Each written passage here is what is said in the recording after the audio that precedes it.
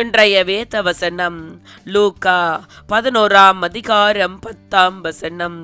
ஏனென்றால் கேட்கிறவன் எவனும் பெற்றுக்கொள்ளுகிறான், தேடுகிறவன் கண்டடைகிறான், தட்டுகிறவனுக்கு திறக்கப்படும். என் அன்பான சகோதர சகோதரிகளே, ஆண்டவருடைய வார்த்தை இன்று எங்களிடம் கடந்து வருகிறது. நிச்சயமாகவே நமது வேண்டுதல்களுக்கு பதில் உண்டு. நாம் கேட்பதில் நன்மையானவற்றை கர்த்தர் நமக்கு தருவார். நாம் இழந்தவைகளை, தொலைத்து விட்டவைகளை ஜெபத்துடன் தேடினால் நாம் கர்த்தருடைய உதவியினால் அதை கண்டடைவோம். புதிய வாசல்கள் எங்களுக்கு திறக்கப்படும். ஜெபத்துடன் தட்டும்போது நாங்கள் அதை பெற்றுக் கொள்ளுகிறோம். விசுவாசித்தால் கண்டடைவீர்கள். ஆம், ஒரு மனிதன் தொடர்ந்து கேட்டால் அவன் பெற்றுக் கொள்ளுவான். ஒரு மனிதன் தொடர்ந்து தேடினால் அவன் தேடியவற்றை அடைவான். ஒரு மனிதன் தொடர்ந்து தட்டினால் கதவு அவனுக்கு திறக்கப்படும். அதனால் தேவனை தேடி வாருங்கள். உங்களில் தகப்பனாகிற ஒருவனிடத்தில் மகன் அப்பம் கேட்டால் அவனுக்கு கல்லை கொடுப்பானா? மீனை கேட்டால் மீனுக்கு பதிலாக பாம்பை கொடுப்பானா?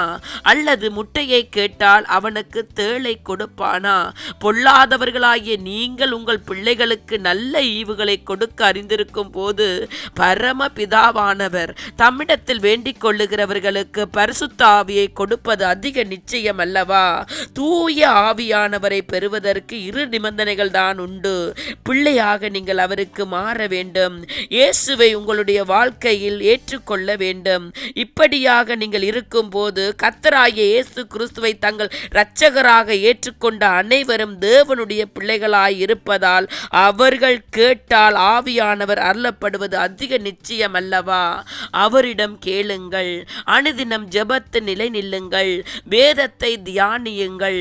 அவர் உங்களை ஆராய்ந்து அறிந்திருக்கிறார். அவர் சாதி, சமய, இன வேறுபாடு பார்ப்பவர் அல்ல. உங்கள் எல்லோரையும் அழைக்கிறார். அவருடைய வழிகளில் வந்து விடுதலைகளை பெற்றுக் கொள்ளுங்கள். கேட்கிறவர்கள் பெற்றுக் கொள்ளுகிறார்கள்.